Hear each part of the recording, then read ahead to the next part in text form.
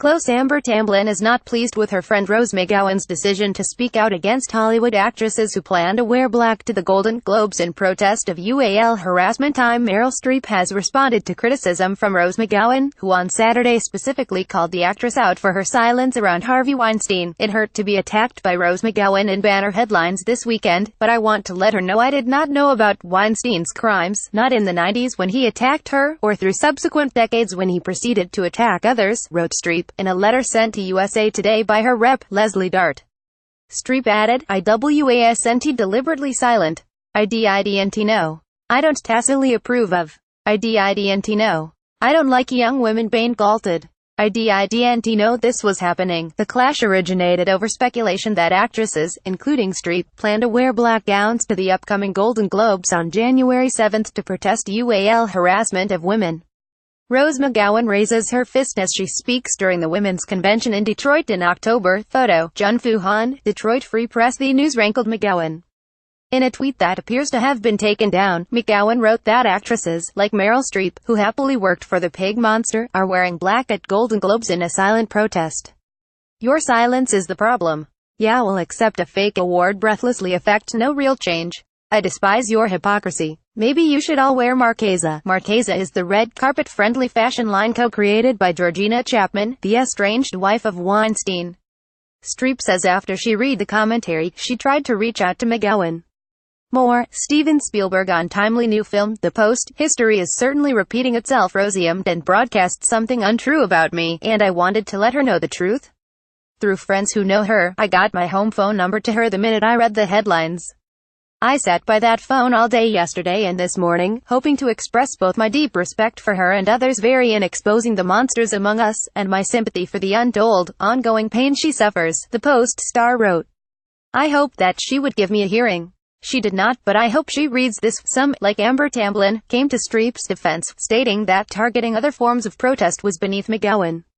Late Monday, McGowan did not directly mention Streep on Twitter, but wrote that the Marchesa line was beneath me and I'm sorry for that. "There is no map for this road I'm on. I will screw up. Peace be with you. Go with Goddess." Here is Streep's letter to McGowan and, "It hurt to be attacked by Rose McGowan in banner headlines this weekend, but I want to let her know I did not know about Weinstein's crimes, not in the 90s when he attacked her, or through subsequent decades when he proceeded to attack others.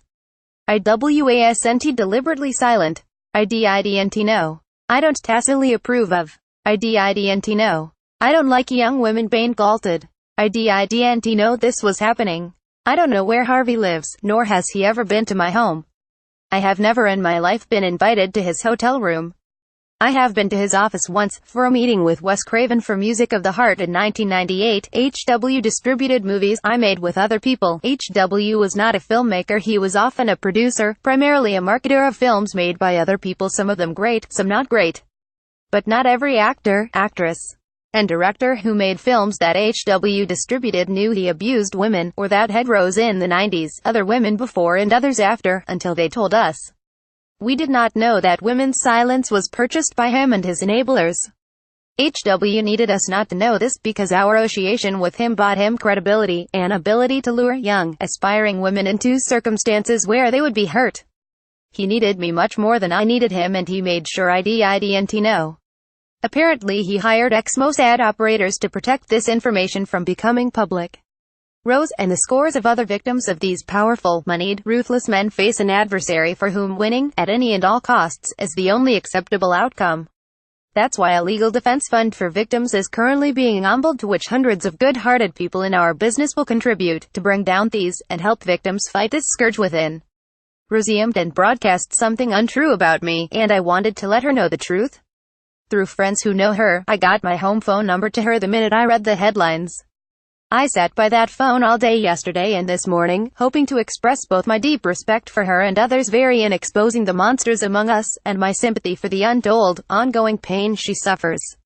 No one can bring back what entitled bosses like Bill O'Reilly, Roger Ailes, and HW took from the women who endured attacks on theirs and their ability to make a living.